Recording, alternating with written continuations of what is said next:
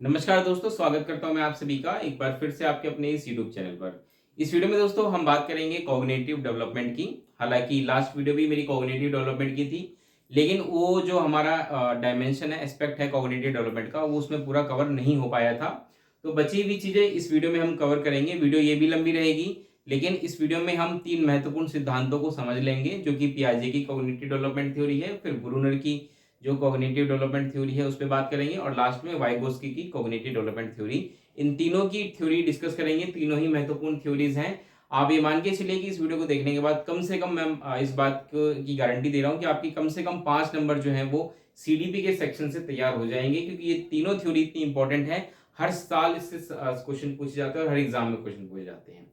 Last lecture में भी मैंने बात की थी आपसे, बेसिक चीज समझा था कि कॉग्निटिव डेवलपमेंट क्या होता है। इसके अलावा कुछ important concept like conservation, adaptation, assimilation, accommodation, egocentrism, object permanence, reversibility, animism, इन पर हमने बात की थी लास्ट लेक्चर में। तो एक तरीके से हमारे लिए एक बेसिक अंडरस्टैंडिंग थी कॉग्निटिव डेवलपमेंट की, जो मेन थ्योरीज होती हैं उनको समझने से पहले।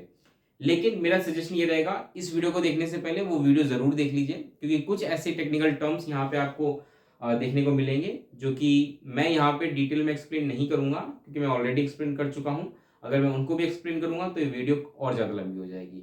तो समय को ध्यान में रखते हुए हम कोशिश करेंगे कि टू द पॉइंट मेन जो इंपॉर्टेंट थ्योरीज हैं उन पर बात करें। चलिए आगे बढ़ते हैं, शुरुआत करते हैं सबसे पहली इंपॉर्टेंट थ्योरी की, जो कि है पियाजे की cognitive development theory. Piaget's theory of cognitive development.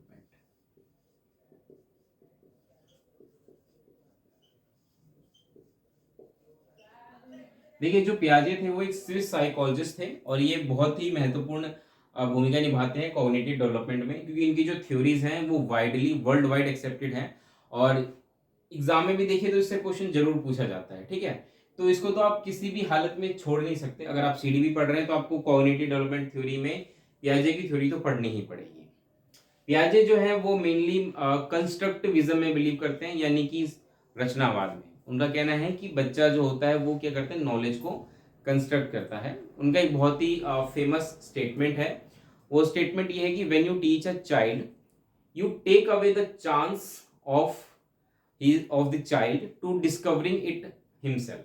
कहने का मतलब ये है कि जब आप बच्चे को कोई चीज पढ़ाते हैं, तो एक तरीके से आप क्या कर रहे हैं कि बच्चे को जो अवसर मिलना था खुद से चीजों को डिस्कवर करने का, खोजने का, वो एक तरीके से आप छीन ले रहे हैं।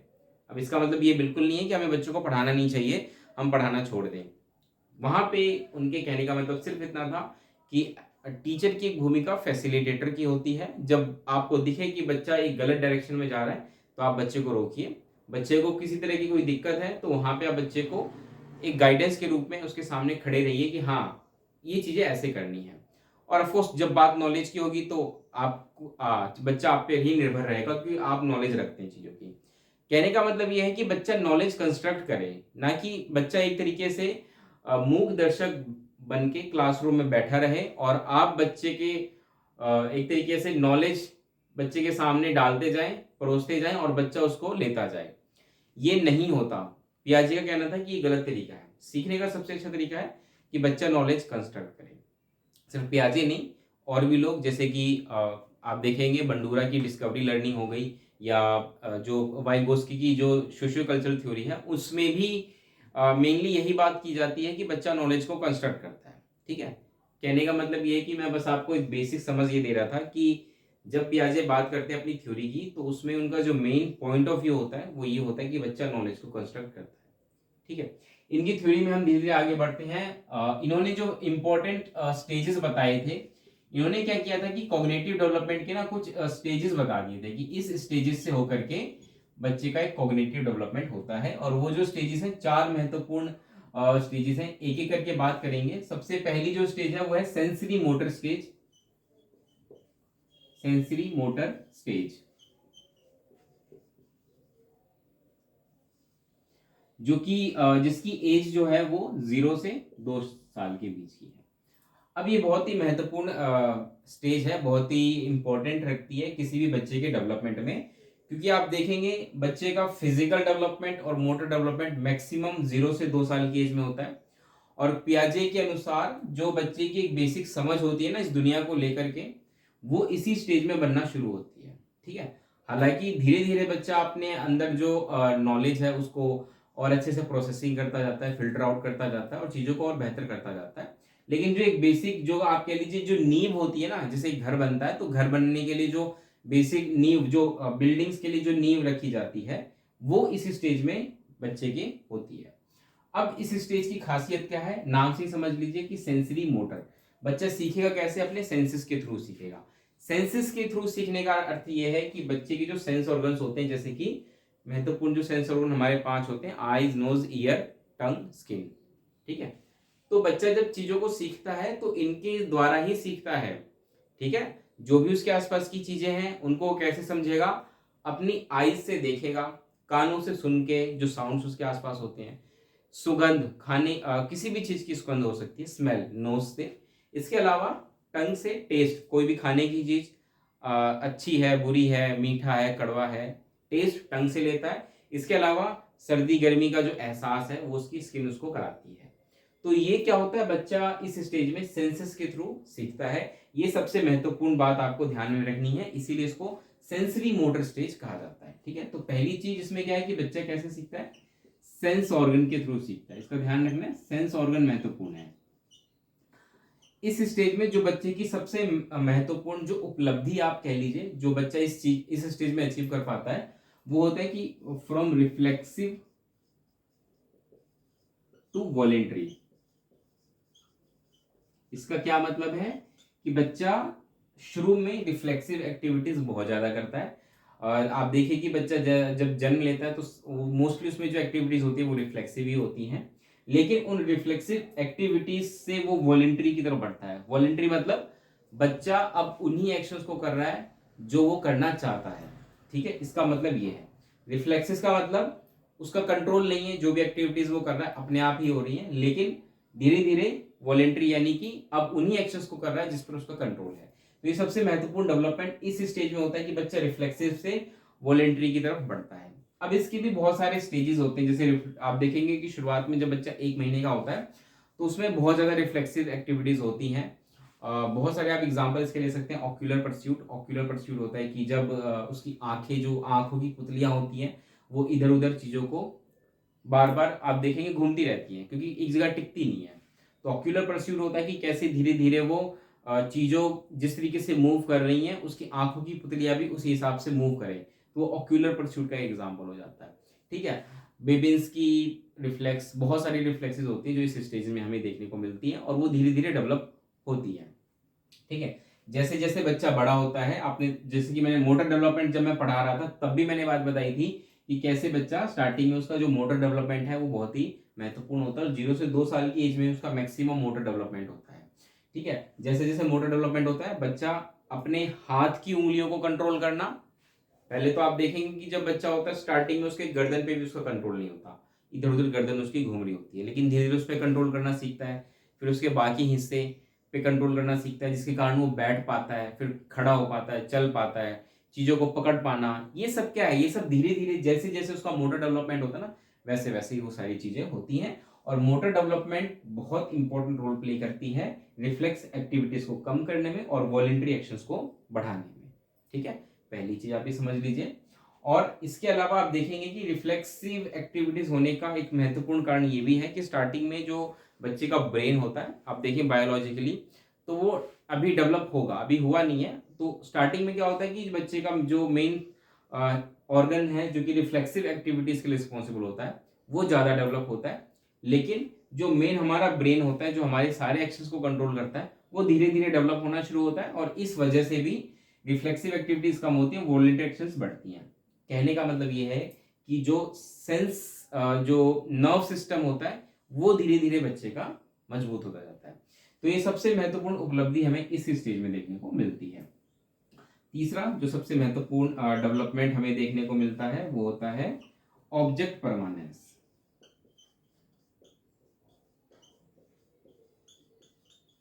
ऑब्जेक्ट परमानेंस लास्ट लेक्चर में डिस्कस किया था, डिटेल में मैंने बताया था क्या होता है। ऑब्जेक्ट परमानेंस का मतलब ये है कि कोई वस्तु अगर मेरे सामने है या नहीं है, मुझे कोई फर्क नहीं पड़ता, वो वस्तु इस दुनिया में कहीं ना कहीं एग्जिस्ट करती है, इसकी समझ अगर मेरे अंदर पैदा हो गई तो इसका मतलब वो ऑब्जेक्ट परमानेंस है।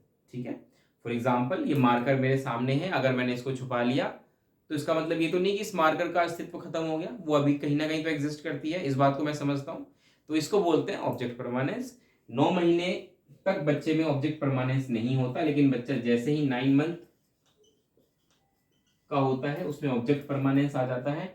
और ऑब्जेक्ट परमानेंस आने का सबसे महत्वपूर्ण रोल ये होता है कि बच्चा अब ये समझता है कि वो चीज कहीं ना कहीं एग्जिस्ट करती है, और उसके बारे में सोचना, विचार करना, उसको ढूंढना, ये सारी चीजें इस स्टेज में डेवलप बच्चा कर लेता है, जो कि बहुत ही महत्वपूर्ण है बच्चे के लिए थॉट प्रोसेसिंग के लिए। ठीक है, थॉट प्रोसेसिंग तभी होगी जब बच्चे इस बात को समझेगा कि कोई चीज मेरे सामने नहीं है, तब भी वो कहीं ना कहीं एग्जिस्ट कर रही है, और उसके बारे में वो सोचना शुरू करता है। ठीक है, तो इस 3 महत्वपूर्ण जो डेवलपमेंट्स होते हैं वो सेंसरी मोटर स्टेज में होते हैं। इसको मैं यहाँ लिख देता हूँ ना, ताकि सारी चीजें एक जगह रहेंगी। सेंसरी मोटर स्टेज, ठीक है। सेंसरी मोटर स्टेज ध्यान रखिएगा, ये कितनी होती है, 0 से 2 साल के बीच की होती है। नेक्स्ट स्टेज पे हम बढ़ते हैं आगे।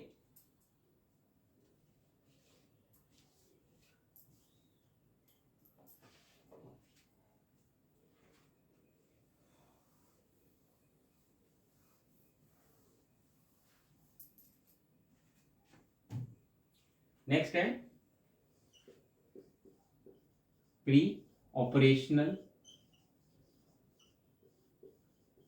स्टेज, जो कि 2 से 7 साल की एज होती है। ठीक है, अब इसमें बहुत ही महत्वपूर्ण डेवलपमेंट्स होते हैं, इसको भी हम समझेंगे एक एक करके, लेकिन पहले इसको समझने की कोशिश करते हैं कि इसका नाम प्री ऑपरेशनल है तो इसका क्या अर्थ है। जैसे सेंसरी मोटर स्टेज में तो हमने देखा था कि इसका नाम सेंसरी मोटर होने का एक कारण ये है कि बच्चा इसमें सेंस ऑर्गन्स के थ्रू सीखता है। तो प्री ऑपरेशनल का मतलब क्या है, प्री ऑपरेशनल का मतलब है कि ऑपरेशनल से पहले। ठीक है, प्री मतलब पहले, ऑपरेशनल से पहले। अब यहाँ पे ऑपरेशनल का क्या अर्थ है, पियाजे के अनुसार ऑपरेशन का अर्थ होता है मेंटल एक्टिविटीज। ठीक है, या इसको ऐसे कह सकते हैं लॉजिकली सोचना, लॉजिकल थिंकिंग। तो इसका मतलब जो 2 से 7 साल की एज है वो प्री ऑपरेशनल यानी कि मेंटल एक्टिविटी या लॉजिकल थिंकिंग डेवलप होने से पहले की एज है। यानी कि यहाँ पे ये बात तो कंफर्म होगी कि 2 से 7 साल की एज में बच्चे में लॉजिकल थिंकिंग डेवलप नहीं होती, और इसीलिए इसका नाम प्री ऑपरेशनल स्टेज है। इसके बाद बच्चे में ऑपरेशनल स्टेज आएगी, यानी कि लॉजिकल थिंकिंग डेवलप हो जाएगा। अब लॉजिकल थिंकिंग नहीं होती तो इसका मतलब बच्चे के सोचने का तरीका कुछ और होता है, जिसको कि अभी हम समझेंगे।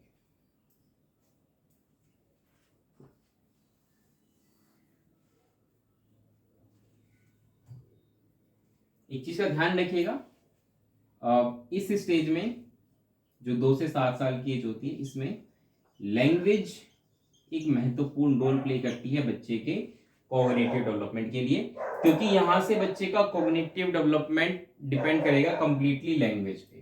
अब बच्चा धीरे धीरे लैंग्वेज सीखना शुरू कर देता है। आप पाएंगे कि 1.5 साल 2 साल का बच्चा शब्द बोलना, वाक्य बोलना सीख जाता है। हालांकि उसके वाक्य सार्थक धीरे धीरे होते हैं। अपने विचारों को रख पाने का जो प्रोसेस है भाषा के रूप में, वो धीरे धीरे विकसित होता है, उसमें समय लगता है। लेकिन वो सब कैसे बढ़ेगा आगे, जैसे जैसे बच्चे का कॉग्निटिव डेवलपमेंट बढ़ेगा। अभी बात करेंगे डिटेल में, बस इतना समझिए कि प्री ऑपरेशनल स्टेज में भाषा यानी कि लैंग्वेज एक महत्वपूर्ण भूमिका निभाती है बच्चे के कॉग्निटिव डेवलपमेंट की। अब देखिए प्री ऑपरेशनल जो स्टेज है, इसमें डेवलपमेंट आप समझिए इस 2 सब स्टेज में होता है। पहला जो स्टेज होता है उसको हम बोलते हैं प्री कंसेप्चुअल पीरियड। ठीक है, प्री कंसेप्चुअल पीरियड। और जो दूसरा होता है उसको हम बोलते हैं इंट्यूटिव पीरियड। ठीक है, इंट्यूटिव पीरियड। जो प्री कंसेप्चुअल पीरियड होती है 2 से 4 साल होती है, और इसमें बच्चा जो है वो 4 से 7 साल। ठीक है, ये इंट्यूटिव पीरियड होता है और ये प्री कंसेप्चुअल पीरियड होता है। प्री कंसेप्चुअल पीरियड में जो महत्वपूर्ण बच्चे में डेवलपमेंट देखने को मिलता है, कॉग्निटिव डेवलपमेंट, वो होता है सिंबॉलिक थॉट का। Symbolic thought. सिंबॉलिक थॉट क्या होता है, इसको आप ऐसे समझिए कि बच्चा अब जब चीजों के बारे में विचार करता है तो उसके दिमाग में एक भाषा होती है, ठीक है। इसको मैं एक एग्जांपल से समझाने की कोशिश करता हूँ। फॉर एग्जांपल मान के चलिए कि मेरे पास ये एक पेन है, ठीक है। अब ये एक पेन है, शुरुआत में जब हम और आप छोटे, इमेजिन करिए कि हम बहुत छोटे बच्चे हैं, हमारी एज अभी जस्ट 2 साल या उससे कम है या उसके आसपास है, 2 साल से कम है। अब ये पेन है, इस ऑब्जेक्ट को मैंने कहीं देखा, टेबल पे देखा रखा हुआ पहली बार, मुझे किसी ने नहीं बताया ये क्या है, लेकिन मैंने इसको सिर्फ देखा है। इसका अर्थ ये है कि इसकी इमेज मेरे दिमाग में बनेगी, ठीक है। मुझे नहीं पता इसको क्या बुलाते हैं, कि कैसे पुकारेंगे, मुझे अभी नहीं पता। मैं बस इतना जानता हूं कि मैंने इसको कहीं देखा है, टेबल पे रखी हुई है और इसका इमेज मेरे दिमाग में है। हो सकता है दूसरी बार मैं देखूंगा फिर से कहीं तो मैं इसको पहचान पाऊंगा, लेकिन कैसे, सिर्फ जो मेरे दिमाग में इमेज है उसके माध्यम से। अब मेरा लैंग्वेज डेवलपमेंट हो रहा है, मैं भाषा बोल भी पा रहा हूँ, ठीक है। यानी मैंने अब शब्दों को बोलना सीख लिया है, और अगर मुझे कोई व्यक्ति कोई शब्द बोलता है तो मैं उसको दोहरा पाता हूँ, अनुकरण कर पाता हूँ। इमिटेशन बहुत ही महत्वपूर्ण होता है लैंग्वेज डेवलपमेंट के लिए। अब मान के चले इस पेन को मैंने दोबारा देखा, मुझे किसी ने बताया कि इसको पेन बुलाते हैं, ठीक है। तो मैंने क्या किया, मैंने सुना, और जब मैंने देखा कि कोई व्यक्ति बार बार इसकी तरफ इशारा कर रहा है और इसको पेन से पुकार रहा है, तो इसका मतलब इसको क्या बुलाते हैं, पेन बुलाते हैं। इसको देखकर मैं समझ जाऊंगा कि ये पेन है, और मैं भी इसको देख करके पेन बुलाने लगूंगा। अब क्योंकि बच्चे में ऑब्जेक्ट परमानेंस बहुत पहले ही डेवलप हो गया था, ये ऑब्जेक्ट मेरे सामने हो या ना हो, इसकी इमेज तो मेरे दिमाग में है कहीं ना कहीं, ठीक है। और दूसरा, क्योंकि मुझे किसी ने समझा दिया इसको पेन बुलाते हैं, तो जब वो इमेज मेरे दिमाग में आएगी पेन की, तो मैं ये भी समझूंगा कि उसको पुकारते कैसे हैं, तो मैं पेन पुकारूंगा, ठीक है। यानी कि जो मैं शब्द बोलूंगा उसका एक इमेज मेरे दिमाग में सेट होगा। This is called symbolic thought. यानी कि मेरे दिमाग में जो विचार आ रहा है वो एक सिंबल के रूप में मतलब मेरे अंदर कहीं ना कहीं प्रेजेंट है। मैंने कोशिश की थी आपको बेहतर तरीके से समझाने की। आप और भी कोई एग्जांपल ले सकते हैं, जैसे गाय, गाय को देखा पहली बार तो नहीं पता था कि उसको गाय बुलाते हैं, बस मैंने उसको 2-3 बार देखा है। अभी मेरा लैंग्वेज डेवलपमेंट इतना अच्छा नहीं है, मैंने बस गाय को देखा है। गाय दोबारा दिखती है तो मैं पहचान पाता हूँ, लेकिन क्योंकि मेरा भाषा विकास इतना अच्छा नहीं है तो मुझे पता नहीं इसको क्या बोलते हैं, और मैं ठीक से बोल भी नहीं पाता। जैसे जैसे मेरा भाषा विकास अच्छा होगा मैं बोल पाऊंगा, बोलना सीखूंगा। जैसे जैसे जब मुझसे बड़े लोग मुझे बताएंगे कि ये गाय है, तब मेरे दिमाग में जो साउंड है गाय, वो सेट हो जाएगी। ध्यान रहे, गाय अगर मेरे दिमाग में सेट हो रही है तो इस रूप में सेट नहीं होगी गाय। एक मिनट, देखिए, अगर कोई मुझे कह रहा है कि गाय है, तो गाय इस संकेत के रूप में सेट नहीं होगी। ये एक देखिए ये क्या है, ये एक संकेत होता है, मतलब संकेत मतलब क्या कह सकते हैं इसको, साइन होता है ये, ठीक है। साइन होता है, मतलब कि जो भी मैं आवाज मुंह से निकाल रहा हूं उसके लिए कोई ना कोई तो साइन होता है ना। जैसे ग, तो ग के लिए ग, ये एक साइन हमने बना दिया ग। तो गाय, गाय एक साउंड निकली और उसके लिए एक साउंड निकली और उसके लिए ये साइन है गाय। अब गाय को देखकर किसी ने कहा कि ये गाय है, तो गाय जो मेरे दिमाग में बैठेगी, एक तो इमेज के रूप में बैठेगी, दूसरा जो साउंड कोई बोल रहा है ना गाय, वो साउंड मेरे दिमाग में आएगी। ऐसा नहीं कि इस संकेत गाय के रूप में आएगी। आई होप आप समझ पा रहे होंगे। कहने का मतलब यह है, दूसरे शब्दों में आसान भाषा में समझाऊं तो एक तो गाय की इमेज मेरे दिमाग में होगी, दूसरा गाय को पुकारने का जो साउंड है वो मेरे दिमाग में आएगी, ना कि गाय एक लिखित भाषा के रूप में मेरे दिमाग में होगी, ठीक है। आई होप आप समझ पा रहे होंगे। लेकिन लेकिन लेकिन जैसे जैसे मैं लिखना सीखूंगा, क्योंकि आपने देखा होगा बच्चों को जो हम पढ़ाते हैं तो धीरे धीरे हम बच्चों को लिखना भी सिखाते हैं।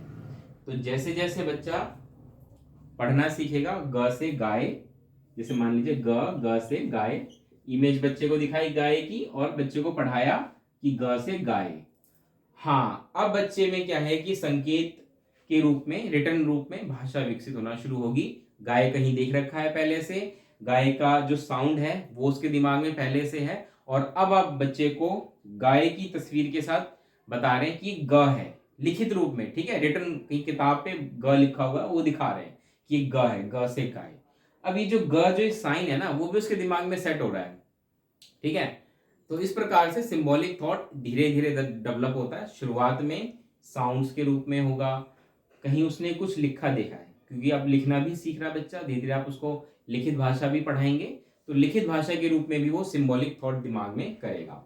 इन द सेम वे मैं सिंबॉलिक थॉट आपको पढ़ाना चाह रहा था, काफी लंबा मैंने खींच दिया समझाने के चक्कर में, लेकिन उम्मीद है कि मैं अपने उद्देश्य में सफल रहा हूँगा कि मैं जो समझाना चाह रहा था आप समझ पाए। सिंबॉलिक थॉट का इतना मतलब ये है कि जो विचार बच्चे के दिमाग में आएंगे, एक्स वाई जेड कुछ भी, उसके लिए कुछ ना कुछ सिंबल उसके दिमाग में बन रहा हो। ठीक है, इतना होता है symbolic thought. Next move on करते हैं, वो होता है इंट्यूटिव पीरियड। इंट्यूटिव पीरियड का मतलब ये होता है कि बच्चा लॉजिकली सोचने की कोशिश करता है, प्रयत्न करता है, इतना सक्सेसफुल नहीं हो पाता क्योंकि अभी वो प्री ऑपरेशनल स्टेज में है। तो उसका जो लॉजिक होता है ना, that is based only on logic based on appearance, मतलब उसको जो चीज दिखाई दे रही है ना, उसको देख करके वो लॉजिकली सोचने की कोशिश करता है। जरूरी नहीं है कि उसका लॉजिक वो ठीक हो। ठीक है, इसको एग्जांपल से समझने की कोशिश करिए। फॉर एग्जांपल मान के चलिए कि बच्चे को आपने क्ले दिया और बच्चे के सामने ही इस क्ले के दो हिस्से कर दिए, दो बराबर हिस्से कर दिए। ठीक है, ये दो बराबर हिस्से कर दिए। बच्चों के साथ आप खेल रहे हैं, खेल खेल में बच्चे के सामने आपने पहले क्ले को एक छोटे से बॉल के रूप में, ध्यान रहे, छोटे से बॉल के रूप में आपने बना दिया। वहीं दूसरी तरफ इस वाले क्ले को आपने फ्लैट कर दिया, जैसे रोटी बेलते हैं ना, उस प्रकार से फ्लैट कर दिया। अब क्योंकि आप इसको फ्लैट करेंगे तो इसका आकार ज्यादा बड़ा हो जाएगा। बच्चे के सामने जब आपने पूछा कि बताओ इनमें से कौन ज्यादा बड़ा है छोटा है, या किस में ज्यादा क्ले है, क्ले ज्यादा किसमें है, तो बच्चा जवाब देगा इसमें ज्यादा है, इसमें कम है, क्योंकि अपीयरेंस उसको क्या दिखा रही है, इसमें ज्यादा है इसमें कम है। तो इसी को कहते हैं कि लॉजिक बेस्ड ऑन अपीयरेंस। ठीक है, इसको दूसरी भाषा में ये समझिए कि बच्चे में कंजर्वेशन का कंसेप्ट नहीं है। ठीक है, कंजर्वेशन क्या होता है बता चुका हूं, तो बच्चे में कंजर्वेशन का कंसेप्ट जो है वो नहीं है। कंजर्वेशन समझने के लिए लास्ट वाली वीडियो देखिए, उसको आप, उसमें मैंने डिटेल में बताया कंजर्वेशन क्या होता है।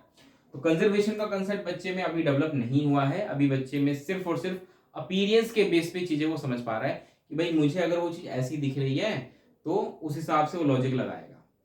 लॉजिक वो अपने हिसाब से लगा रहा है, लेकिन वो उतना लॉजिक उसका ठीक नहीं होगा, कुछ हद तक होता है लेकिन अभी उसका इतना ठीक अच्छा नहीं है लॉजिक। ठीक है, तो ये कुछ बेसिक फीचर्स होती हैं प्री ऑपरेशनल स्टेज की। इसके अलावा दो तीन चीजें और हैं जो हमें समझनी है।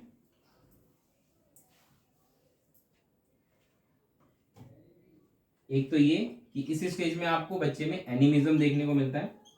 एनिमिज्म भी मैं बता चुका हूं कि बच्चा समझता है उसके आसपास की जो चीजें हैं वो लिविंग है, उनमें जान है, इसीलिए उनके साथ वैसा ट्रीट करता है। फॉर एग्जाम्पल खिलौने के साथ जब कोई बच्चा खेलता है, फॉर एग्जाम्पल गुड़िया के साथ खेलता है, तो गुड़िया के साथ ऐसा ट्रीटमेंट करेगा जैसे वो भी कोई छोटी सी बच्ची हो। गुड़िया को खाना खिलाना, उसको कपड़े पहनाना, उसको नहलाना सुलाना, जैसा उसके साथ उसकी मदर करती है वैसा बच्चा उसके साथ करता है, क्योंकि उसको लगता है कि शायद वो गुड़िया जीवित है और उसको भी इन चीजों की जरूरत है। तो दिस इज कॉल्ड एनिमिज्म। ये हमें बच्चे में देखने को मिलता है। बच्चे में ईगोसेंट्रिज्म होता है इस स्टेज में। ईगोसेंट्रिज्म भी समझाया था, जिसमें कि मैंने बताया था ईगोसेंट्रिज्म मतलब बच्चे का सोचने का नजरिया क्या होता है, खुद को सेंटर में रख के सोचता है। उसको लगता है कि जैसा मैं सोच रहा हूँ पूरी दुनिया वैसा सोचती है, सब मेरे हिसाब से सोचते हैं, चीजें मेरे पर्सपेक्टिव से चलती हैं। This is called egocentrism. सोचने का उसका तरीका क्या होता है, सेंट्रिक होता है, अपने आप को सेंटर में रख के वो सोचता है। तो इसको हम क्या कहते हैं, ईगोसेंट्रिज्म। ये हमें बच्चे में देखने को मिलता है। ठीक है, देखिए ये कुछ टेक्निकल टर्म्स है, मैंने आपको बार बार ये बात कही है कि टेक्निकल टर्म्स में डिटेल में समझाऊंगा तो वीडियो बहुत लंबी हो जाएगी, इसलिए रिक्वेस्ट है आप वो वीडियो देख लीजिए, उन टेक्निकल टर्म्स को वहां समझ लीजिए, और बस ये समझ लीजिए कि ये कुछ कैरेक्टरिस्टिक्स होती है इन स्टेजेस की। ठीक है, तो सेंसरी मोटर स्टेज हो गया। नेक्स्ट जो हमने अभी देखा that is pre operational, pre operational stage. ठीक है, तो दो स्टेजेस हो गए। नेक्स्ट मूव ऑन करते हैं, इंपॉर्टेंट जो है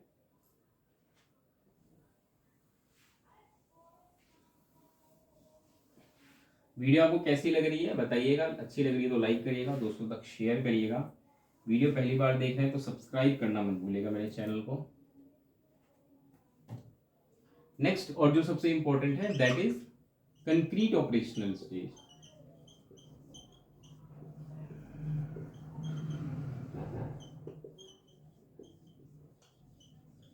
जो कि 7 से 12 साल की एज होती है, इसमें हमें देखने को मिलता है। पहले हम समझते हैं कि मेनली इसके नाम का क्या मतलब हो रहा है।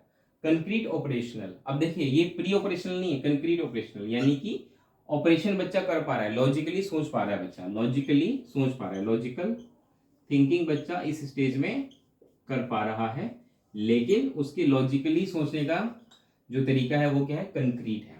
अब कंक्रीट का क्या अर्थ होता है, दो शब्द होते हैं, कंक्रीट समझ लीजिए, आपके काम आएगा, क्योंकि बहुत बार आपको कंक्रीट और एब्स्ट्रैक्ट सुनने को मिलेगा। कंक्रीट का मतलब होता है कि कोई वस्तु अगर आपके सामने है तो आप उसके बारे में सोच पा रहे हैं, इसका मतलब आप कंक्रीट थिंकिंग कर रहे हैं। और अगर कोई वस्तु आपके सामने नहीं है तो आप उसके बारे में नहीं सोच सकते। एब्स्ट्रैक्ट थिंकिंग का मतलब होता है कि कोई वस्तु आपके सामने है या नहीं है, कोई फर्क नहीं पड़ता, आप उसके बारे में तब भी सोच पाते हैं। फॉर एग्जाम्पल, अगर मैं किसी बच्चे को पेड़ के बारे में पढ़ाना चाहता हूँ और बच्चे ने कभी पेड़ नहीं देखा तो बच्चा नहीं समझ पाएगा। उसको पहले पेड़ दिखाना पड़ेगा कि भाई ये पेड़ है, ये ऐसा होता है, उसको ऑब्जर्व करेगा, उसके बाद वो उसके बारे में आपसे चर्चा करेगा। वहीं दूसरी तरफ एब्स्ट्रैक्ट, एब्स्ट्रैक्ट में क्या होता है कि बच्चा इतना ज़्यादा उसका कॉग्निटिव का डेवलपमेंट हो जाता है कि जरूरी नहीं है वो चीज़ उसके सामने हो। फॉर एग्जांपल, अगर मैं सोलर सिस्टम में प्लैनेट्स के बारे में पढ़ा रहा हूँ तो प्लैनेट्स उसके सामने नहीं है, बट फिर भी वो उसके बारे में सोच पाएगा। ठीक है, तो ये एग्जाम्पल है कंक्रीट एंड एब्स्ट्रैक्ट का। तो कंक्रीट ऑपरेशनल स्टेज का मतलब ये है कि बच्चा लॉजिकली तो सोचेगा, लेकिन सिर्फ उन्हीं चीज़ों के बारे में सोचेगा जो चीज़ें उसके सामने हैं।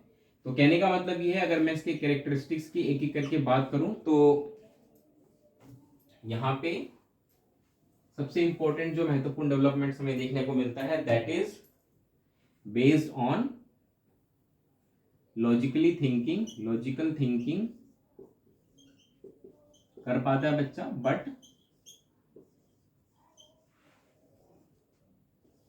कंक्रीट जो उसके आसपास की चीजें हैं ना उनके बारे में ही बच्चा सोच पाता है, उसके अलावा बच्चा नहीं सोच पाता। तो लॉजिकली सोचना बट बेस्ड ऑन कंक्रीट। ठीक है, नेक्स्ट जो सबसे इंपॉर्टेंट है वो है कि बच्चा इस स्टेज में वर्बल प्रॉब्लम्स को सॉल्व नहीं कर पाता, वर्बल प्रॉब्लम्स सॉल्व नहीं कर पाता। वही वाली बात हो गई, इसी बात को मैंने दूसरे तरीके से आपके सामने रख दिया। इसको ऐसे समझिए कि मान के चलिए मैं बच्चे को एक स्टेटमेंट दे रहा हूं और मैं कह रहा हूं कि 3 लोग हैं, एक का नाम है ए, एक का नाम है बी और एक का नाम है सी। और मैं बच्चे से कह रहा हूं कि ए बी से लंबा है, बी सी से लंबा है, और बताओ इन तीनों में सबसे छोटा कौन है, ये सबसे लंबा कौन है। तो इस केस में बच्चा नहीं बता पाएगा क्योंकि आपने वर्बली सिर्फ बोला है। वहीं दूसरी तरफ आपने 3 व्यक्ति बना दिए बच्चे के सामने,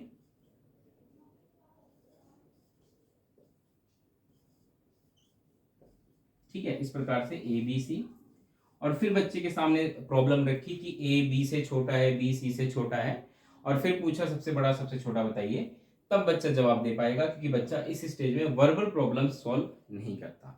ठीक है, तो इसी को ध्यान में रखिएगा। नेक्स्ट जो सबसे इंपॉर्टेंट चीजें हैं वो समझिए, वो ये है कि बच्चा इस स्टेज में रिलेशंस डेवलप करना शुरू कर देता है।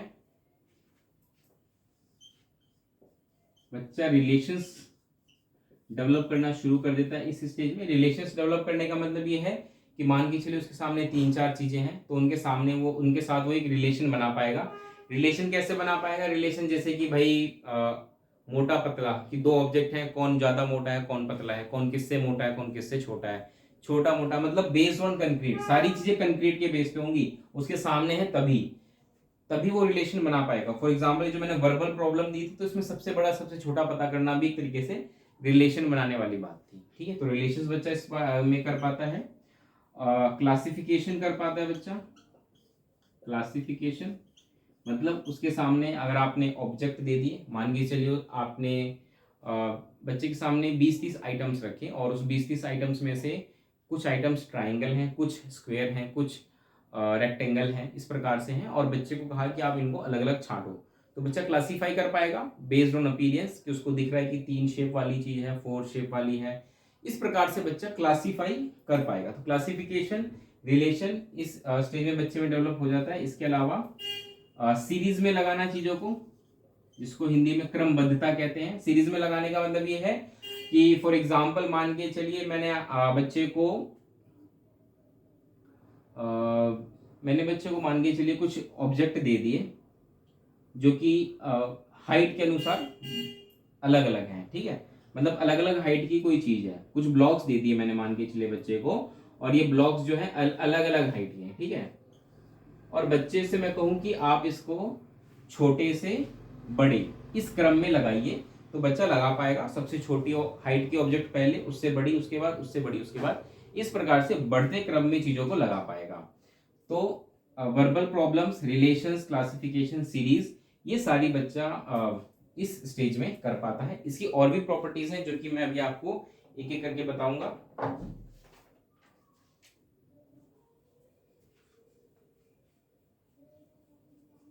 इसको मिटा देते हैं।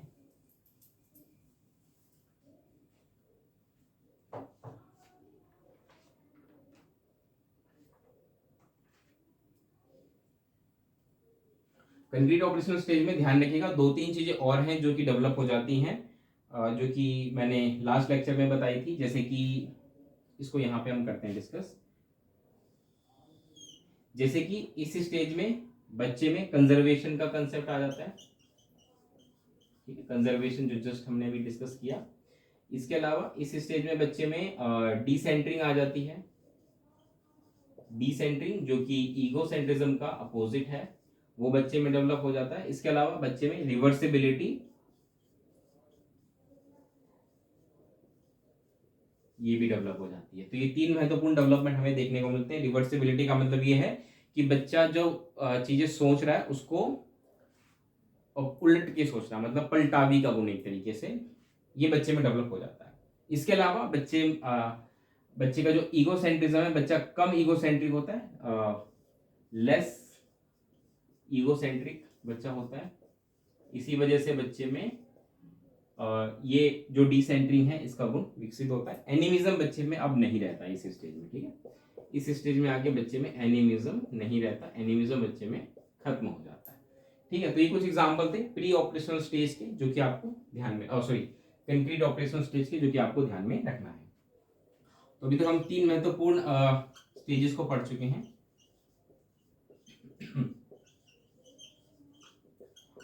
सबसे पहले sensory motor, pre operational, concrete operational, इन तीन पर हमने बात कर ली चर्चा में। लास्ट और जो सबसे इंपॉर्टेंट है, हालांकि इसमें कुछ खास है नहीं लेकिन आपको फिर भी पता होना चाहिए,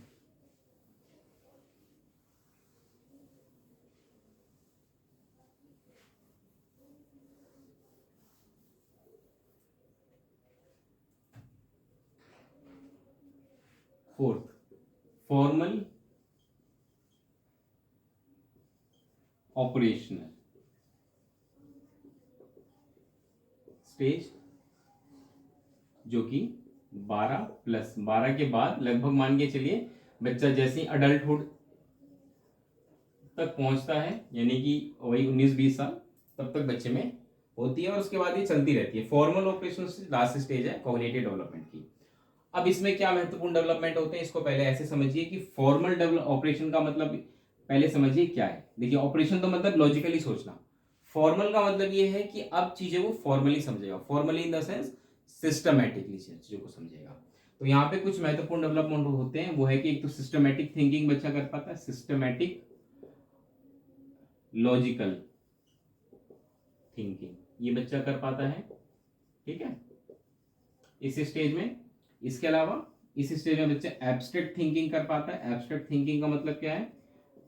एब्स्ट्रैक्ट थिंकिंग का मतलब ये है कि बच्चा अब उन चीजों के बारे में भी चर्चा करने को तैयार है जो उसके सामने प्रेजेंट नहीं है। फॉर एग्जाम्पल, अगर मैं बच्चे को सोलर सिस्टम पढ़ाना चाहता हूँ तो मैं पढ़ा सकता हूँ, क्योंकि मुझे पता है बच्चा एब्स्ट्रैक्ट थिंकिंग कर पाएगा। अगर मुझे जुपिटर, प्लैनेट, सैटर्न, यूरेनस इनके बारे में पढ़ाना है तो जरूरी नहीं है कि मैं उसको कहीं से लेकर के आऊंगा, कोई जरूरत नहीं है, बच्चा समझ पाएगा एब्स्ट्रैक्ट थिंकिंग में। वहीं इसके अलावा हाइपोथेटिकली बच्चा सोचना शुरू करता है। हाइपोथेटिकली सोचने का मतलब ये है कि बच्चा अब किसी प्रॉब्लम के मल्टीपल सॉल्यूशंस निकालने की कोशिश करता है, तो हाइपोथेटिकल थिंकिंग उसको हम बोलते हैं। फॉर एग्जांपल, अगर बच्चे के सामने कोई समस्या मैंने दे दी और मैं बच्चे से बोलूं कि तुम खुद ही उसके सॉल्यूशंस ढूंढो, तो जरूरी नहीं है कि बच्चा एक बार में ही सॉल्यूशन पे पहुंच जाएगा। बच्चा क्या करेगा? बच्चा भाई मल्टीपल सॉल्यूशंस पहले उसके ढूंढने की कोशिश करेगा कि इसका ये भी सॉल्यूशन हो सकता है, उसका ये भी सॉल्यूशन हो सकता है। इसी को कहते हैं हम हाइपोथेटिकली सोचना। और हाइपोथेटिकली सोचना एक बहुत ही महत्वपूर्ण डेवलपमेंट होता है फॉर्मल ऑपरेशनल स्टेज में, ठीक है। तो इसी प्रकार आपने देखा कि 4 इंपॉर्टेंट जो मैं बात कर रहा था आपको डेवलपमेंट के स्टेजेस की, फॉर्मल, ऑपरेशनल, ये 4 महत्वपूर्ण जो है स्टेजेस हैं डेवलपमेंट के, जो कि पियाजे ने दिए थे। और इस प्रकार ये थ्योरी यहीं समाप्त होती है। तो बहुत ही लंबी थ्योरी थी, उम्मीद है कि आप समझ पाए होंगे चीजें। काफी कुछ हमने डिटेल में डिस्कस किया, सेंसिटिव, प्री ऑपरेशनल, कंक्रीट और फॉर्मल ऑपरेशनल। इसी के साथ ये वाली थ्योरी कंप्लीट होती है। अब हम नेक्स्ट मूव ऑन करते हैं, जो कि है ब्रूनर की थ्योरी।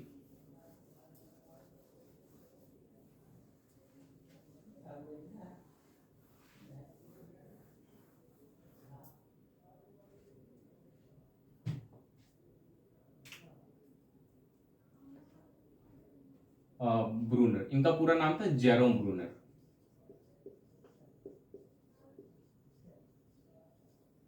ठीक है, Jerome Brunner's theory of cognitive development. इनके हम कॉग्निटिव डेवलपमेंट की बात करें तो उन्होंने कहा था कि बच्चे में जो कॉग्निटिव डेवलपमेंट होता है मेनली वो 3 स्टेजेस में होता है, जो इन्होंने बताए थे।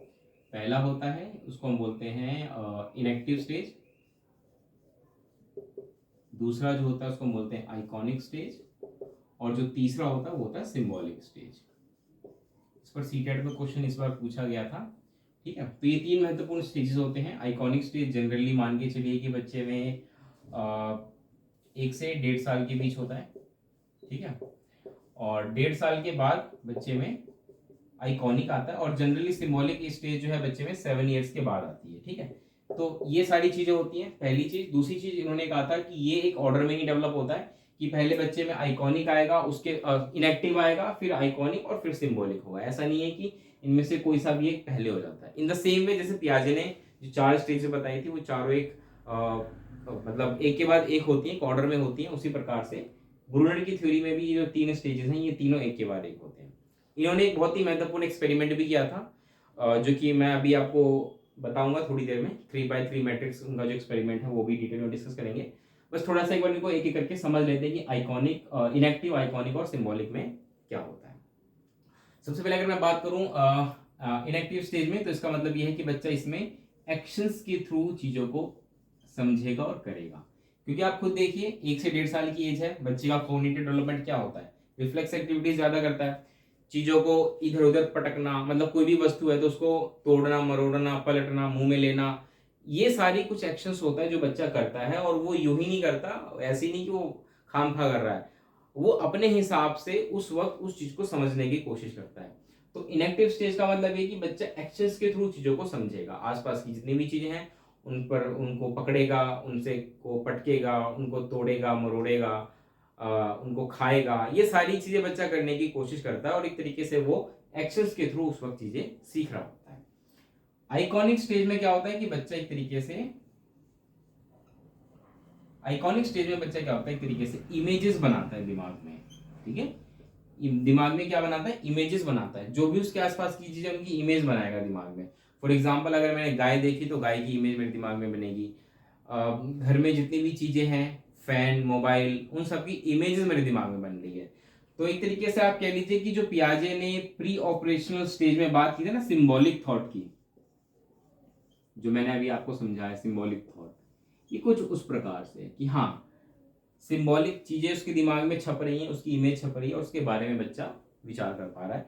तो एक तरीके से आइकॉनिक स्टेज में ये होता है। वहीं दूसरी तरफ बात करें सिंबॉलिक, तो इसमें लैंग्वेज यानी कि भाषा एक महत्वपूर्ण साधन बन जाती है बच्चे के कॉग्निटिव डेवलपमेंट का। बच्चा चीजों को सीखता है लेकिन भाषा का इस्तेमाल ज्यादा करता है, भाषा के इस्तेमाल से ही वो चीजों को ज्यादातर समझ पाता है। ठीक है, तो ये 3 महत्वपूर्ण स्टेजेस जो बताए थे ब्रूनर ने, आई होप आप समझ पाए होंगे। एक एक्सपेरिमेंट, जो फेमस एक्सपेरिमेंट है, उस पर हम बात कर लेते हैं और उसके बाद हम चीजों को समझने की कोशिश करते हैं।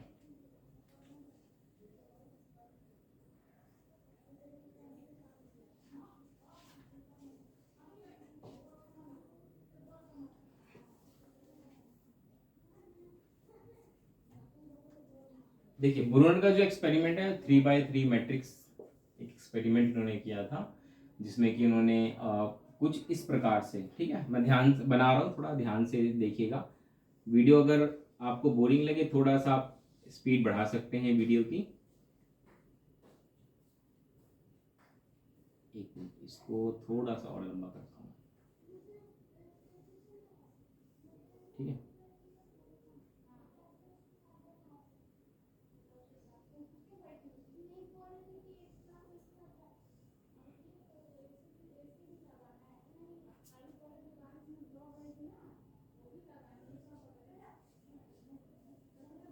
ठीक है, उसके बाद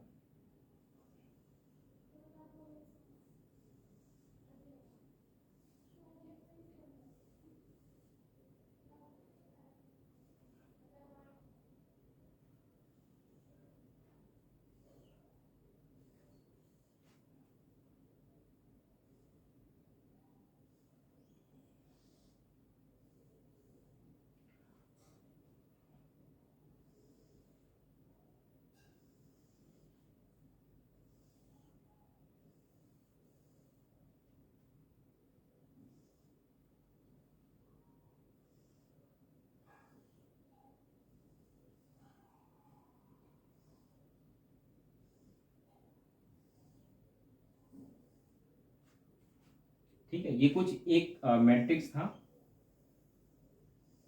इस प्रकार से।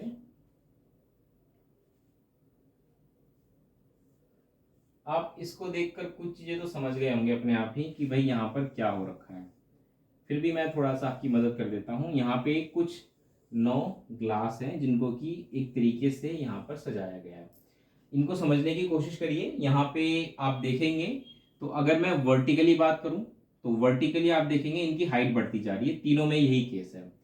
हॉरिजॉन्टली बात करूं तो इनकी चौड़ाई बढ़ती जा रही है। ठीक है, तो ये बेसिक अरेंजमेंट था जो कि ब्रूनर ने बच्चों के सामने रखा था। अब बच्चों को क्या कहा गया कि आप इसको ऑब्जर्व करिए ध्यान से। बच्चों को थोड़ा समय दे दिया गया और बच्चों को कहा गया कि आप इसको ऑब्जर्व करिए। बच्चे इसको ऑब्जर्व कर रहे थे।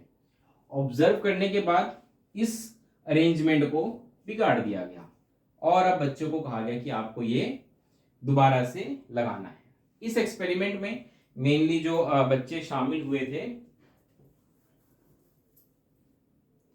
इस एक्सपेरिमेंट में जो बच्चे थे वो 5 साल, 5 इयर्स, 6 इयर्स और 7 इयर्स। ठीक है, 5, 6, 7, ये 3 एज ग्रुप के बच्चे थे और उनके साथ एक्सपेरिमेंट दोहराया गया। इस एक्सपेरिमेंट को करना था कि पहले इसको बिगाड़ दिया गया, उसके बाद वापस से इसको लगाओ। ये तो पहला पार्ट हो गया एक्सपेरिमेंट का। दूसरा पार्ट क्या था, ये थोड़ा सा इंटरेस्टिंग है। इसमें दूसरे पार्ट में क्या था कि दोबारा से बच्चे को अरेंजमेंट करनी थी, लेकिन इस बार कुछ टर्म एंड कंडीशंस थे अलग तरीके की। दोबारा बच्चों को ये ऑब्जर्व कराया गया मैट्रिक्स, मतलब एक बार तो दोहरा दिया एक्सपेरिमेंट, अब दोबारा दोहराया जाएगा, लेकिन उससे पहले बच्चों को ये फिर से ऑब्जर्व करने को कहा गया। बच्चों ने इसको ऑब्जर्व किया, लेकिन उससे पहले इन्होंने क्या किया कि इस व्यवस्था में थोड़ा सा बदलाव कर दिया। बदलाव क्या किया कि ये जो तीनों जो चौड़े वाले बर्तन दिख रहे हैं इनको रख दिया इस तरफ, और जो ये कम चौड़े बर्तन हैं इनको रख दिया उस तरफ, बस बीच का एज इट इज था। तो दूसरी बार जब इनको ऑब्जर्व कराया गया तो थोड़ा सा चेंजेस इसमें था। अब बच्चों ने ऑब्जर्व कर लिया, वापस से इस व्यवस्था को बिगाड़ा गया और कहा कि अब फिर से इसको बनाएं। इस बार क्या हुआ कि देखिए, शुरुआत में जो एक्सपेरिमेंट दोहराया गया था फर्स्ट टाइम, उसमें क्या था कि उसमें तो भाई 5 साल, 6 साल, 7 साल तीनों ही उसको कर पाए थे, जिसमें कि जो ओरिजिनल व्यवस्था थी उसको देखा और वापस से उसको लगा दिया। जब इस एक्सपेरिमेंट को दूसरी बार दोहराया गया जिसमें कि थोड़ा सा इस व्यवस्था को बदला गया और फिर कहा अरेंज करने को, तो उस वक्त क्या था कि 5 साल का कोई भी बच्चा इस एक्सपेरिमेंट को दोबारा नहीं कर पाया, 6 साल के कुछ कर पाए, वहीं 7 साल के अधिकतर कर पाए, सारे नहीं अधिकतर। ठीक है, तो यहां से क्या कंक्लूजन निकलता है, क्या रिजल्ट निकलता है? यहां से रिजल्ट ये निकलता है कि ब्रूनर ने कहा था कि इस एक्सपेरिमेंट से ये बात साबित होती है कि बच्चे में पहले आइकॉनिक स्टेज होता है, फिर सिंबॉलिक होता है। पहली चीज यानी कि ऑर्डर में होता है। दूसरी चीज कि बच्चा पहले आइकॉनिक के थ्रू सीखता है और दूसरा सिंबॉलिक के थ्रू, जो कि इनका एक्सपेरिमेंट था वो भी यहाँ से साबित होता है। कैसे? देखिए, जो फर्स्ट एक्सपेरिमेंट किया गया उसमें तो ये था कि भाई देखा और देखने के बाद बच्चे के दिमाग में इमेज बनी होगी इस अरेंजमेंट की और वापस से इसको लगाना था। 5, 6, 7 साल के बच्चे इसको कर पाए। जब इस एक्सपेरिमेंट को दोबारा दोहराया गया तो वहां पे सिंबॉलिक स्टेज में जो बच्चे थे वो अधिकतर बच्चे कर पाए, क्योंकि दूसरी बार आप देखेंगे तो ये अधिक चौड़े गिलास इधर और ये कम चौड़े गिलास उधर चले गए। ठीक है, तो सवाल उठता है कि भाई ये क्यों कर पाए, यहाँ पे सिंबॉलिक कैसे हो पा रहा है। सिंबॉलिक ऐसे हो पा रहा है कि अगर आपको सिर्फ देखकर ही व्यवस्था लगानी हो तो दूसरी बार तो आप नहीं कर पाएंगे, क्योंकि आप कंफ्यूज हो जाएंगे। आपको लगेगा कि यार चीजें एक सी हैं, अधिक चौड़े गिलास इधर हो गए, कम चौड़े वहां चले गए, आपको लगेगा यार चीजें एक सी हैं, लेकिन एक सी नहीं है। क्या हुआ है कि अधिक चौड़े गिलास इधर आ गए, कम चौड़े गिलास उधर चले गए। अब ये जो स्टेटमेंट मैं बार बार दोहरा रहा हूं, ये क्यों कर पा रहा हूं, क्योंकि मेरे दिमाग में एक नियम बन पा रहा है, और वो नियम भाषा की वजह से बन पा रहा है। ठीक है, क्योंकि मेरे पास एक भाषा है अच्छी खासी, जिसके द्वारा मैं ये नियम स्थापित कर पा रहा हूं कि भाई यहां पर शुरुआत में जो गिलास थी उसमें सबसे कम चौड़े गिलास, फिर उससे ज्यादा, और फिर उसके बाद, और अब इस व्यवस्था को बदल करके अधिक चौड़े गिलास, फिर उसके बाद और सबसे कम चौड़े गिलास, ये नई व्यवस्था की गई है। और ये मैं तभी समझ पा रहा हूं क्योंकि मेरे पास एक भाषा है जिसके द्वारा मैं इस नियम को, जो नियम बदल लिए गए हैं उसको मैं समझ पा रहा हूं। और इस वजह से मैं जो 7 साल के अधिकतर बच्चे थे वो इसको कर पा रहे हैं, कि वो सिंबॉलिक स्टेटमेंट है। कहने का मतलब ये है, ज्यादा एक्सपेरिमेंट में ना जाए। मैं बस जब चीजें कराता हूँ तो मेरे दिमाग में पता नहीं एक भूत सवार हो जाता है, क्यों कह लीजिए, कि यार चीजें जितनी अच्छी हो सके ना उतनी अच्छी हो जाए। इस वजह से कई बार लेक्चर लंबी हो जाती है। आप इसको नहीं समझ पा रहे हैं, कोई दिक्कत नहीं, इसको आप ज़्यादा इस पर जोर भी मत डालिए। ठीक है, नहीं समझ में आ रहा, वीडियो को दोबारा से रिप्ले करिए। उम्मीद है कि 2-3 बार आप करेंगे तो समझ में आएगा। आप बस ये ध्यान रखिएगा कि आइकॉनिक, इनएक्टिव, आइकॉनिक और सिंबॉलिक, ये 3 स्टेजेस बताए थे ब्रूनर ने। इनएक्टिव में बच्चा एक्शंस करता है, क्रियाएं करता है, उसके द्वारा सीखता है। आइकॉनिक में बच्चा इमेज बनाना शुरू कर देता है अपने दिमाग में। और सिंबॉलिक में उसके पास एक भाषा होती है जिसके द्वारा वो भाषा के माध्यम से चीजों को सीखता है, उसका कॉग्निटिव डेवलपमेंट करता है। ठीक है, आई होप आप समझ पाए होंगे। ब्रूनर की कॉग्निटिव डेवलपमेंट थ्योरी इतनी ही थी। अब हम मूव ऑन करते हैं नेक्स्ट इंपॉर्टेंट थ्योरी पे, जो कि है वाइगोत्स्की की थ्योरी।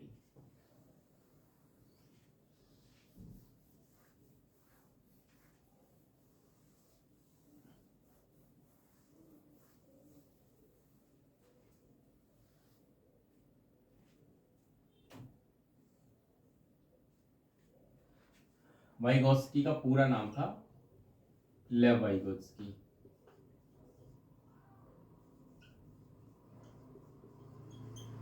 ठीक है, लेव वाइगोत्स्की की थ्योरी ध्यान रखिएगा, इसमें पियाजे या ब्रूनर की तरह ऐसा नहीं था कि इन्होंने स्टेजेस बनाए थे। इन्होंने कोई स्टेजेस वगैरह नहीं बताए थे कि भाई किस स्टेज में कैसा डेवलपमेंट होता है।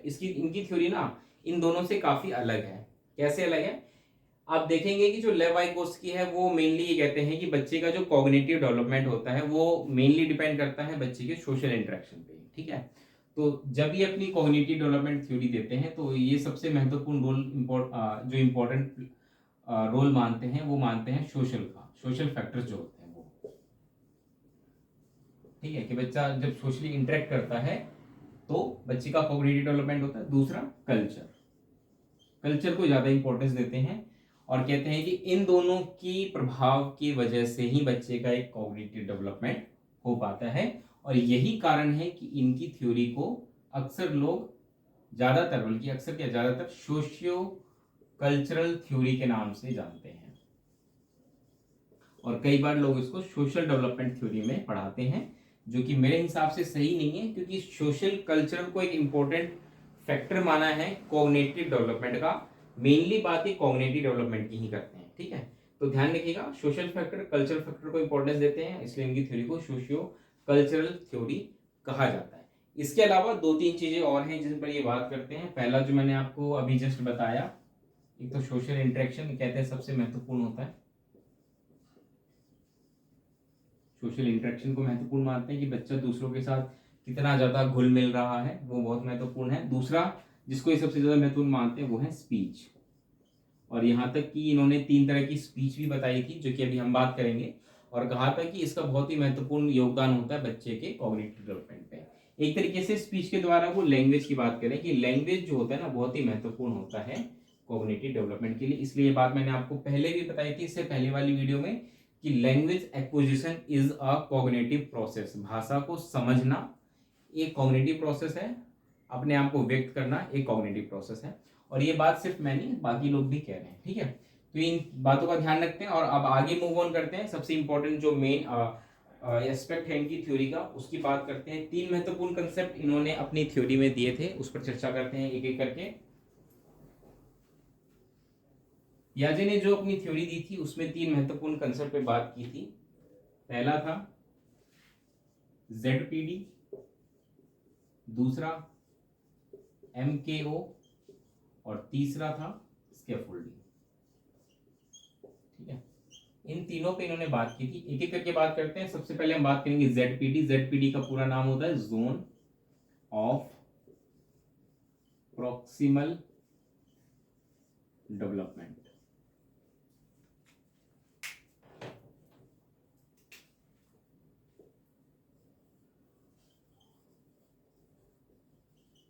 ठीक है, आई होप आपको दिख रहा होगा। Zone of proximal development. ठीक है, जोन ऑफ प्रॉक्सिमल डेवलपमेंट का मतलब ये है, यहां पर ये कहते हैं पियाजे वाइगोस्की कि बच्चे के सामने जितने भी टास्क हैं, जो भी कार्य हैं, उसमें से जो कार्य होंगे वो तीन तरह के कार्य होंगे। बच्चे के सामने जितने भी कार्य हैं वो तीन तरह के कार्य होंगे। पहला कार्य तो ऐसा होगा जो बच्चा खुद से कर रहा है, उसको किसी की कोई जरूरत ही नहीं है, कोई दिक्कत नहीं, अपने आप ही वो काम कर लेगा, किसी की मदद उसको नहीं चाहिए। दूसरा टास्क ऐसा हो सकता है कि आप कितना भी प्रयास कर लीजिए, वो बच्चा सीख ही नहीं सकता। ठीक है, क्योंकि वो टास्क इतना टफ है, उसकी कॉग्निटिव एबिलिटी से इतना ज़्यादा दूर है कि आप कितनी भी कोशिश कर लीजिए, कितना भी प्रयास कर लीजिए, बच्चा वो टास्क कर ही नहीं सकता। तीसरे तरह का जो टास्क इन्होंने बताया था, वो कहा था कि ऐसा टास्क होता है जो बच्चा खुद से नहीं करता, लेकिन कोई उससे बड़ा समझदार व्यक्ति उसकी मदद करे, उसको बताए, समझाए, तो वो उस टास्क को कर सकता है। तो ये जो तीसरा तरह का जो टास्क मैंने आपको बताया कि जो बच्चा किसी की मदद से कर पा रहा है, उसी सभी टास्क को इन्होंने एक जोन में रख दिया, जिसको कहते हैं जोन ऑफ प्रॉक्सिमल डेवलपमेंट। ठीक है, इसको ऐसे समझिए कि मान के चलिए ये सर्कल है, इसी प्रकार से ये एक दूसरा सर्कल है। तीन तरीके के टास्क मैंने आपको बताए। पहला टास्क जो बच्चा खुद से कर लेगा, खुद से कर पाएगा, ये इसमें आ जाएंगे, खुद से कर पाएगा। ठीक है, इसमें वो टास्क आ जाएंगे जो बच्चा खुद से नहीं कर सकता, खुद से नहीं कर सकता। और जो ये बीच का जो ये आपको एरिया दिख रहा है, ये वाला, इसमें वो टास्क आ जाएंगे जो किसी की सहायता से कर लेगा, किसी की सहायता से कर पाएगा। और यही जो आपको जोन में बता रहा हूं, इसी को बोलते हैं हम ZPD, यानी कि zone of proximal development. Vygotsky के अनुसार ये जो टास्क होते हैं, यही मेनली बच्चे के कॉग्निटिव डेवलपमेंट के लिए रिस्पॉन्सिबल होते हैं। इससे बच्चे का कोई कॉग्निटिव डेवलपमेंट नहीं होता, बल्कि जो बच्चा कर चुका है, जो बच्चे को ऑलरेडी पता है, उसी को दोहरा रहा है। तो बच्चे का डेवलपमेंट तो हो नहीं रहा है ना। यहाँ पे किसी भी हालत में बच्चे का डेवलपमेंट नहीं होगा, क्योंकि बच्चा जब कोई टास्क कर ही नहीं पा रहा तो उसको छोड़ देगा कि भाई नहीं हो रहा मुझसे, छोड़ देगा। मेन जो कॉग्निटिव डेवलपमेंट बच्चे का होता है वो इस जोन में जितने भी टास्क आते हैं उनकी वजह से होता है, क्योंकि यहाँ पे बच्चे का जो मेंटल प्रोसेस है वो एक्टिव होता है। क्योंकि बच्चा वो टास्क खुद से नहीं कर रहा और उसको समझा रहा है, तो उसको देख रहा है, सोच रहा है, सुन रहा है, उसके बारे में बातें कर रहा है, तब बच्चे का कॉग्निटिव डेवलपमेंट यहाँ पर होता है, जब बच्चा इस प्रकार के टास्क को करता है। तो जोन ऑफ प्रॉक्सिमल डेवलपमेंट इसलिए महत्वपूर्ण है, जिसमें कि वाइगोस्की ने कहा था कि कोई बच्चा अपने जो प्रेजेंट में जो बच्चे का पोटेंशियल है और जो पोटेंशियल उसका होना चाहिए, ठीक है, उसको वहां तक जाने की प्रक्रिया है। ठीक है, आई होप आप समझ पा रहे होंगे ZPD। चलिए मूव ऑन करते हैं, नेक्स्ट इंपॉर्टेंट कंसेप्ट की बात करते हैं, वो है MKO, यानी कि इसका फुल फॉर्म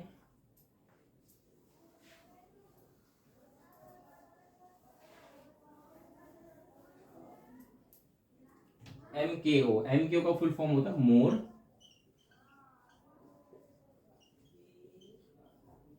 नॉलेजेबल अदर। ठीक है, मोर नॉलेजेबल अदर, MKO। अब यहां पर जो ये शब्द है, जो ये कंसेप्ट है MKO, ये कुछ मुश्किल नहीं है।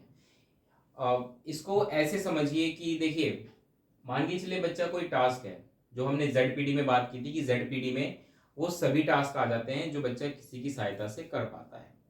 अब सवाल उठता है कि भाई वो सहायता उसको देगा कौन? भाई कोई तो व्यक्ति होगा जो उसकी हेल्प करेगा।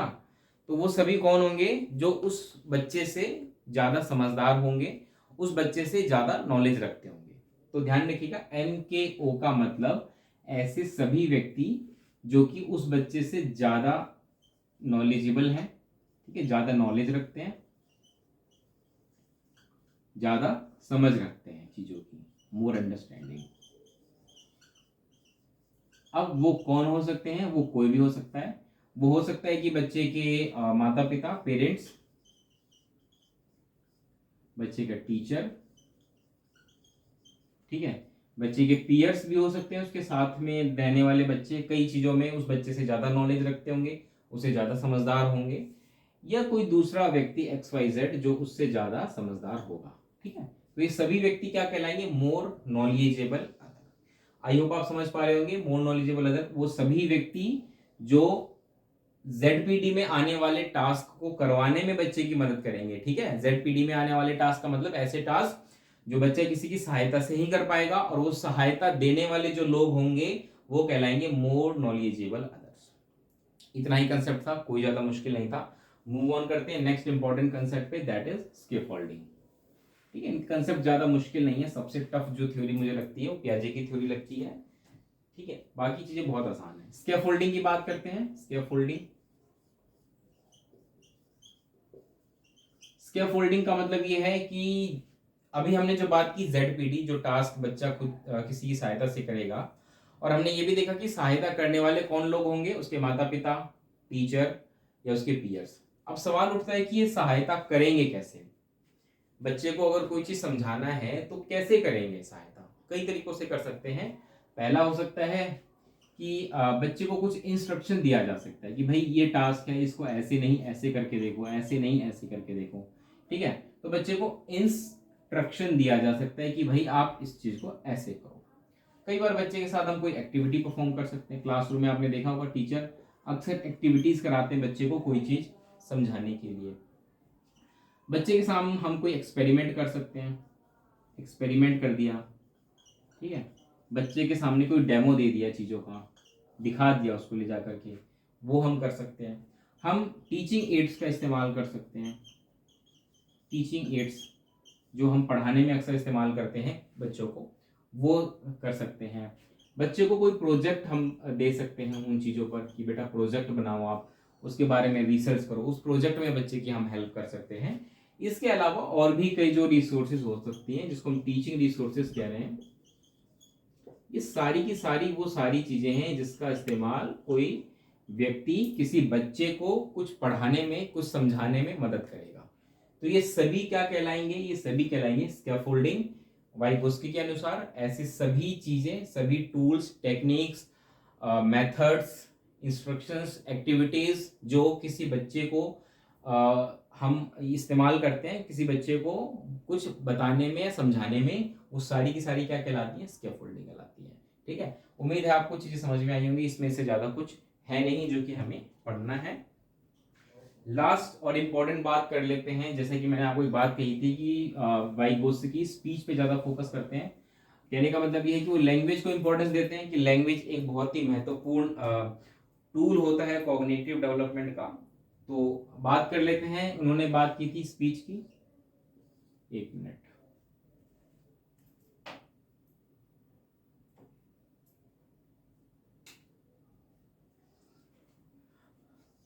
स्पीच, वाइगोस्की ने कहा था कि स्पीच जो होता है बच्चे में, तीन तरीके की स्पीच होती है। एक होती है पब्लिक, एक होती है प्राइवेट, और एक होती है साइलेंट इनर स्पीच। ये तीन तरह की स्पीच होती है जो किसी बच्चे में होती है। एक साथ हो जरूरी नहीं है, लेकिन एक एक करके बच्चे में ये तीनों चीजें डेवलप होती हैं। ठीक है, पब्लिक स्पीच बच्चे में 2 साल तक या 2 साल से शुरू हो जाती है, और प्राइवेट 3 साल से, वहीं इनर स्पीच 7 साल से। तो इस प्रकार से आप देखिए एज ग्रुप 2 साल, 3 साल, 7 साल, इस प्रकार से बच्चे में ये डेवलपमेंट हमें देखने को मिलते हैं। तो कहीं ना कहीं बच्चे का जो लैंग्वेज डेवलपमेंट जिस प्रकार से धीरे धीरे बढ़ता है, उस प्रकार से बच्चे में ये सारी चीजें देखने को मिलती हैं। बात करते हैं कि होती क्या है। पब्लिक स्पीच का मतलब है एक तरीके से सोशल कम्युनिकेशन। कम्युनिकेशन यानी कि हम अगर किसी सामने वाले व्यक्ति से बात करने के लिए जब हम बोल रहे हैं, जब हम स्पीच दे रहे हैं, लैंग्वेज जो यूज कर रहे हैं, तो दैट इज पब्लिक स्पीच। तो बच्चा अक्सर 2 साल तक बात करता है सभी लोगों से, क्योंकि उसका कॉग्निटिव डेवलपमेंट जो होता है वो इतना ही होता है कि वो अपने आप अपने अंदर तो बात नहीं कर पाता, बाकी लोगों से बात करता है। तो दैट इज पब्लिक, कि वही पब्लिक स्पीच है, जो हम दूसरों से बच्चा बात कर रहा है वो पब्लिक स्पीच है। प्राइवेट स्पीच का मतलब होता है कि बच्चा खुद से बात करता है, सेल्फ। लेकिन जब वो बात करता है तो जो भी कुछ वो बोल रहा होता है वो आवाज बाहर तक आती है, ऑडिबल होती है वो आवाज, ठीक है। मतलब खुद से तो बात कर रहा है लेकिन बात इतनी तेज कर रहा है कि वो ऑडिबल है, that is called private speech. और साइलेंट इनर का मतलब ये है कि उसमें भी बच्चा खुद से बात करता है लेकिन इसमें जो आवाज होती है वो इनऑडिबल होती है, सुनाई ही नहीं देती है, जो कि आप और हम अक्सर करते हैं साइलेंट इनर। मतलब मन ही मन हम कुछ बोल रहे हैं, मतलब अगर मैं चुपचाप भी खड़ा हूं तो इसका मतलब ये नहीं कि मेरे दिमाग में कुछ नहीं चल रहा, मेरे दिमाग में कुछ ना कुछ चल रहा होगा। मैं हो सकता है अपने बारे में ही कुछ सोच रहा हूँ या किसी घटना के बारे में बात कर रहा हूँ। तो कहने का मतलब ये है कि एक तरीके से मैं, मेरे दिमाग में एक लैंग्वेज दिमाग में चले जा रही है, that is called silent inner. Private speech self होती है, इसमें ही बच्चा खुद से बात करता है लेकिन उसका जो मुंह से उसके आवाज आ रही होती है, मतलब जो भी वो खुद को बोल रहा होता है वो सुनाई देती है। वहीं पब्लिक स्पीच तो सोशल कम्युनिकेशन, जो डायरेक्ट हम बात कर पाते हैं वो। वाइगोस्की ने कहा था कि ये बहुत ही इंपॉर्टेंट डेवलपमेंट है स्टेजेस के, कॉग्निटिव डेवलपमेंट। सोशल कम्युनिकेशन, जो बच्चा अपने आसपास चीजें सीख रहा है उस हिसाब से लोगों से बात करता है। प्राइवेट स्पीच एक तरीके से क्या होता है कि धीरे धीरे ये थिंकिंग प्रोसेस को डेवलप कर रहा है, कि बच्चा जो कुछ देख रहा है, जो भाषा सुन रहा है, उस पर विचार भी कर रहा है, ठीक है। और जब ये इनऑडिबल हो जाती है तो इसका मतलब बच्चा काफी ज्यादा अटेंशन में है, अपनी जो थॉट प्रोसेसिंग उसके दिमाग में चल रही है उसको, उस पर वो ज्यादा फोकस कर रहा है, ठीक है। तो इस प्रकार से ये 3 तरीके की जो स्पीच थी वो बताई थी वाइगोत्स्की ने। इसमें इससे ज्यादा इसमें कुछ है नहीं, उम्मीद है कि आपको ये समझ में आई होगी। तो जैसे कि मैंने कहा था ये वीडियो लंबी रहेगी, और लेकिन हमने पूरी कोशिश की कि हम जो पियाजे है, जो ब्रूनर है, जो वाइगोत्स्की है, तीनों की कॉग्निटिव डेवलपमेंट थ्योरी को हम अच्छे से समझ सकें। और इसी के साथ हमने इन तीनों को अच्छे से आज समझा, और हमारा जो एस्पेक्ट था कॉग्निटिव डेवलपमेंट का, that is the one of the most important aspect of development, वो कंप्लीट होता है। चलिए अब हम नेक्स्ट इंपॉर्टेंट डेवलपमेंट के बारे में, एस्पेक्ट ऑफ डेवलपमेंट के बारे में बात करेंगे अगली वीडियो में। ये वीडियो कैसी लगी बताइएगा, अच्छी लगी तो लाइक करिएगा, दोस्तों तक शेयर करिएगा, चैनल पर नए हैं तो सब्सक्राइब कर दीजिएगा। मिलते हैं अगली वीडियो में दोस्तों, तब तक के लिए नमस्कार, धन्यवाद।